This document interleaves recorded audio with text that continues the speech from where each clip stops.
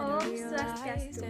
Kami dari kelas 84, kelompok 4 akan mepresentasikan mata pelajaran IPS dengan materi perubahan masyarakat Indonesia pada masa penjajahan dan tumbuhnya semangat kebangsaan.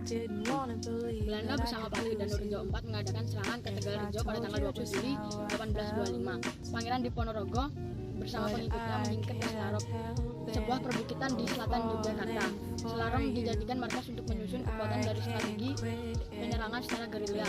Agar tidak mudah diketahui oleh pihak Belanda, tempat markas berpindah-pindah ke Selarong, ke Plerat, kemudian ke Dengso, dan ke Pengasih. Perang di Diponegoro menggunakan siasat perang gerilya untuk melakukan perlawanan terhadap Belanda. Berbagai upaya untuk mematahkan perlawanan Pangeran Diponegoro telah dilakukan Belanda, namun masih gagal. Siasat benteng stelsel atau sistem benteng yang banyak menguras biaya diterapkan juga, namun Jenderal de Kock akhirnya menggunakan siasat tipu muslihat melalui perundingan. Pada tanggal 28 Maret 1830, Pangeran Diponegoro bersedia hadir untuk berunding di rumah residen Kedu di Magelang. Dalam perundingan tersebut, Pangeran Diponegoro ditangkap dan ditawan di Semarang dan dipindah ke Batavia. Selanjutnya pada tanggal 3 Mei 1830 dipindah lagi ke Manado. Pada tahun 1834 pengasingannya dipindah lagi ke Makassar sampai meninggal dunia pada usia 70 tahun, tepatnya tanggal 8 Januari 1855. Perkenalkan, nama saya Nikada Ria Febrianti, nomor absen 17. Perang Aceh terjadi karena Kerajaan Aceh tidak menerima kedaulatan Belanda. Kontak pertama terjadi antara pasukan Aceh dengan sebagian pasukan Belanda yang mulai mendarat. Pertempuran itu memaksakan rakyat Aceh harus mundur ke kawasan Masjid Raya. Kerajaan Aceh tidak semena-mena mundur, tetapi juga memberikan penyerangan sehingga Mayor Jenderal Kohler tewas. Dengan demikian, Masjid Raya dapat direbut kembali oleh pasukan Aceh. Para pemimpin Aceh yang diperhitungkan oleh Belanda ada 6. Yang pertama, Cut Nyak-din, Teku Umar, Tengku Ciditiro, Teku Cibugas, Habib Abdurrahman, dan Cut Mutia. Belanda mencoba menerapkan siasat konsentrasi stelsel, yaitu garis pemusatan, di mana Belanda memusatkan pasukannya di benteng-benteng sekitar kota, termasuk Pintu Raja. Namun, siasat tersebut tidak berhasil mematahkan perlawanan rakyat Aceh. Akhirnya Belanda pun meminta bantuan kepada Dr. Zulkarnain untuk melakukan penyelidikan tentang kehidupan masyarakat Aceh. Dia pun memberi saran kepada pemerintah Hindia Belanda untuk melakukan siasat kekerasan. Belanda pun melakukan penyerangan besar-besaran kepada masyarakat Aceh ke daerah-daerah pedalaman dipimpin oleh Van Hout. Oleh karena itu, rakyat Aceh pun gugur, termasuk Teku Umar. Dan jantungnya Benteng Kutoroh pada tahun 1904. Kerajaan Aceh pun harus menandatangani plakat pendek atau perjanjian singkat. Perlawanan rakyat Aceh di daerah-daerah tertentu tetap masih muncul perlawanan sampai menjelang tahun 1939. 5. Perang Jagaraga di Bali. Pada tahun 1844, sebuah kapal dagang Belanda kandas di daerah Pranca atau daerah Jembara yang saat itu berada di bawah kekuasaan Kerajaan Buleleng. Kerajaan-kerajaan di Bali, termasuk Buleleng, pada saat itu sedang memperlakukan hak tawan karang. Dengan demikian, kapal dagang Belanda tersebut menjadi hak Kerajaan Buleleng. Pemerintahan kolonial Belanda memprotes Raja Buleleng yang dianggapnya merampas kapal Belanda, namun tidak dihiraukan. Insiden inilah yang memicu pecahnya Perang Bali atau Perang Jagaraga. Pertempuran yang begitu heroik terjadi di Jagaraga. yang merupakan salah satu benteng pertahanan Bali. Akhirnya, pasukan I Gusti Ketut Jelantik terdesak dan mengundurkan diri dari daerah luar benteng Jagaraga. Perlawanan Sisingamangaraja di Sumatera Utara. Kekuasaan kolonial Belanda mulai memasuki daerah Tapanuli pada masa pemerintahan Sisingamangaraja 12. Belanda ingin mewujudkan Pax Netherlandica yang dilakukan dengan berlindung di kegiatan Sending mengembangkan agama Kristen. Sisingamangaraja 12 tidak menentang usaha-usaha mengembangkan agama Kristen, tetapi ia tidak bisa menerima tertanamnya kekuasaan Belanda di wilayah kekuasaannya. Pada bulan Februari 1878, Sisingamangaraja 12 melancarkan serangan terhadap pos pasukan Belanda di Bahal Batu dekat Tarutung, Tapanuli Utara. Pertempuran merebak sampai ke daerah Buntur, Bahal Batu, Balige, Siborang-borang, dan Lumban Julu. Dengan gigih, rakyat setempat berjuang saling bahu-membahu berlangsung sampai sekitar 7 tahun. Tetapi karena kekurangan senjata, pasukan Sisingamangaraja 12 semakin mendesak. Pada keadaan yang lemah, Sisingamangaraja 12 dan putra-putra dan pengikutnya mengadakan perlawanan. Pada perlawanan tersebut, Sisingamangaraja dan seorang putrinya, Lapian, serta 2 putranya, Sultan Nageri dan Patung Anggi, gugur. Dengan gugurnya Sisingamangaraja 12, maka seluruh daerah Batak jatuh ke tangan Belanda. Perkenalkan, nama saya Nikomang Ayu Suniase, absen 19. Di sini saya akan menjelaskan Perang Banjar. Perang Banjar pada tahun 1825 sampai 1857, putra mahkota yang bernama Sultan Muda Abdurrahman meninggal dunia. Dengan demikian, calon berikutnya adalah putra Sultan Muda Abdurrahman atau cucu Sultan Adam. Permasalahannya adalah cucu sultan dari putra mahkota tersebut ada 2 orang, yaitu Pangeran Hidayatullah dan Pangeran Tabjid. Sultan Adam cenderung untuk memilih Pangeran Hidayatullah karena alasannya Pangeran Hidayatullah memiliki perangai yang baik, taat beragama, luas pengetahuan, dan disukai rakyat. Sebaliknya, Pangeran Tabjid kurang terpuji, kurang taat beragama, dan bergaya berbarat-barat seperti orang Belanda. Belanda menekan dan mengancam Sultan Adam supaya mengangkat Pangeran Tabjid. Di berbagai wilayah banyak ketidakpuasan masyarakat terhadap Tamjidlah II dan kebencian terhadap Belanda. Perlawanan tersebut dipimpin oleh figur yang didambakan oleh rakyat. Untuk perlawanan rakyat terhadap Belanda berkobar sekitar tahun 1859. Pangeran Antasari juga diperkuat oleh Hai Demang Lehman, Haji Nasrun, Haji Buyasin, dan Kai Langlang. Tidak lama kemudian datang bantuan tentara Belanda dari Jawa yang bernama Verspi. Verspi berhasil membalik keadaan setelah kejadian pertempuran Sengit. Akibat musuh terlalu kuat, beberapa pemimpin perlawanan ditangkap, dan Hidayatullah ditawan oleh Belanda pada tanggal 3 Maret 1862.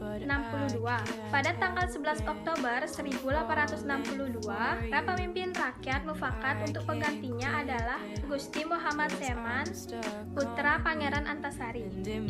Yang pertama, latar belakang munculnya nasionalisme Indonesia.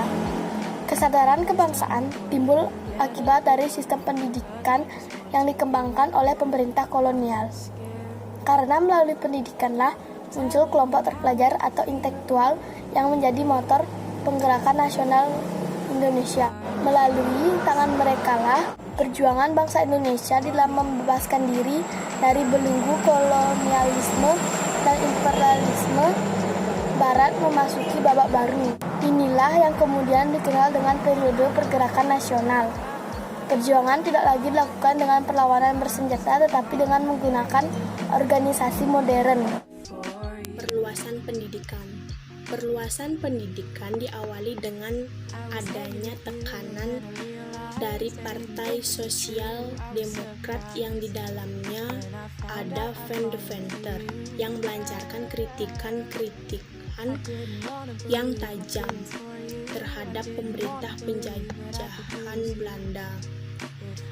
Kritikan itu ditulis dan dimuat dalam jurnal Belanda yaitu yang berisi hutang budi atau hutang kehormatan. Oleh karena itu, Belanda telah berutang kepada rakyat Indonesia. Oleh karena itu, harus dibayar dengan peningkatan kesejahteraan melalui gagasan yang dikenal dengan trilogi Van de Venter guna mendukung pelaksanaan politik etis. Pemerintah Belanda merencanakan politik asosiasi dengan semboyan unifikasi. Politik asosiasi berkaitan dengan sikap damai dan menciptakan hubungan harmonis antara Barat atau Belanda dan Timur atau rakyat pribumi.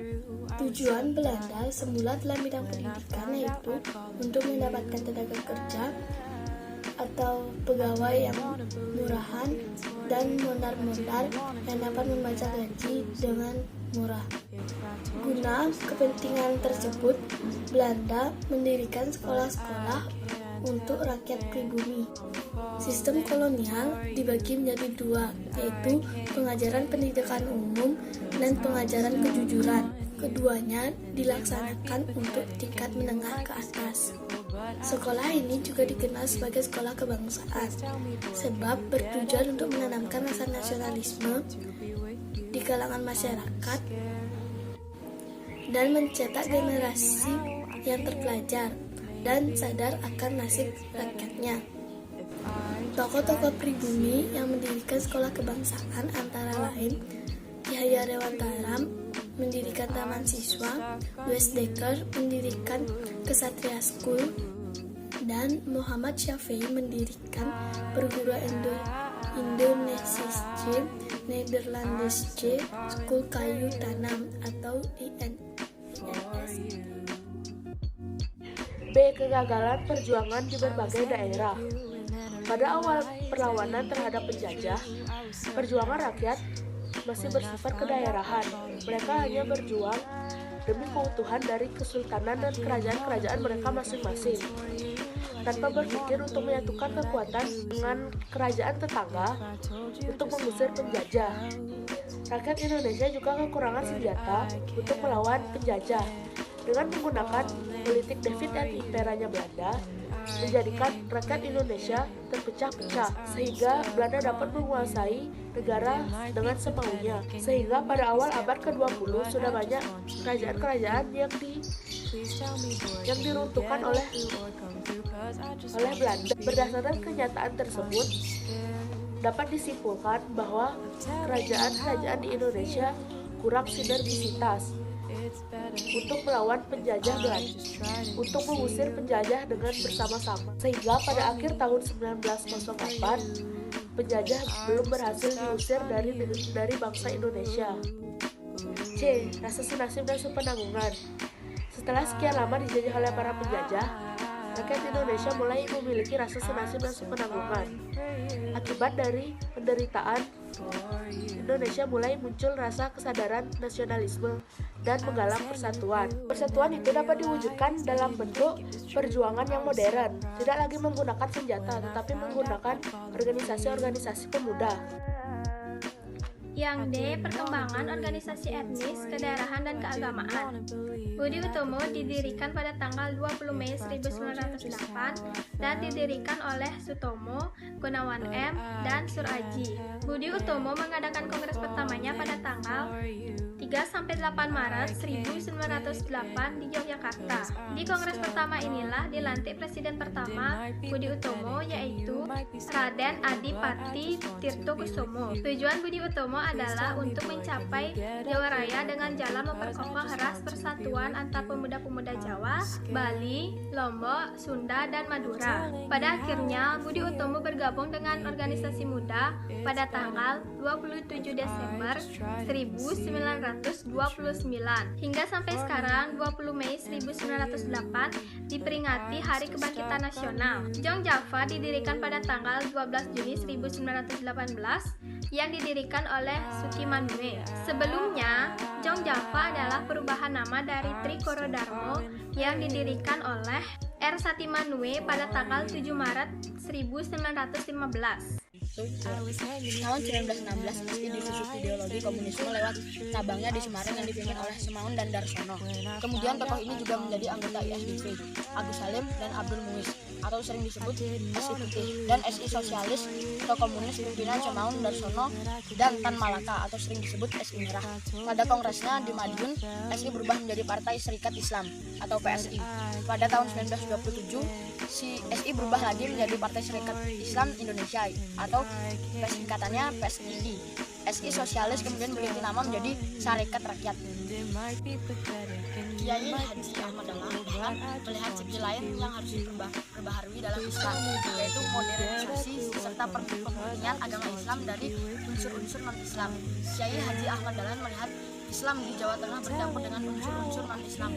Oleh sebab itu, perlu dimurnikan dan dimodernisasikan agar tidak ketinggalan zaman. Hal-hal inilah yang membuat Kiai Haji Ahmad Dahlan mendirikan Muhammadiyah pada tahun 1912. Modernisasi dan pemurnian agama oleh Muhammadiyah ditempuh dengan mendirikan sekolah. Sekolah tersebut bersifat modern agar tidak ketinggalan dari dunia barat, namun masih bersifat Islami. Artinya, ilmu pengetahuan modern harus dipadu dengan ajaran Islam yang murni. Selain mendirikan sekolah-sekolah, Muhammadiyah juga menyediakan pelayanan kepada umat seperti membangun rumah sakit, rumah yatim piatu, dan rumah bersalin. Karena lebih banyak bergerak dalam bidang pendidikan, sosial, dan ekonomi. Organisasi ini tidak menghadapi persoalan dengan pihak pemerintah kolonial. Islam lain yang lebih bersifat konservatif dalam hal ilmu pengetahuan, tetapi lebih terbuka ulama. Pada tahun 1926, kelompok ini dipimpin oleh Kiai Haji Hasyim Asy'ari. Tujuan pendirian organisasi ini untuk mempertahankan kepentingan kaum muslim tradisional. Oleh karena itu, organisasi ini mendukung kemajuan sekolah-sekolah Islam tradisional, pemeliharaan kaum fakir miskin, dan usaha-usaha ekonomi. Organisasi ini dengan cepat mendapat sambutan dari rakyat Indonesia, khususnya di Jawa dan Kalimantan Selatan. Pada sebagian besar anggota organisasi ini adalah para pedagang.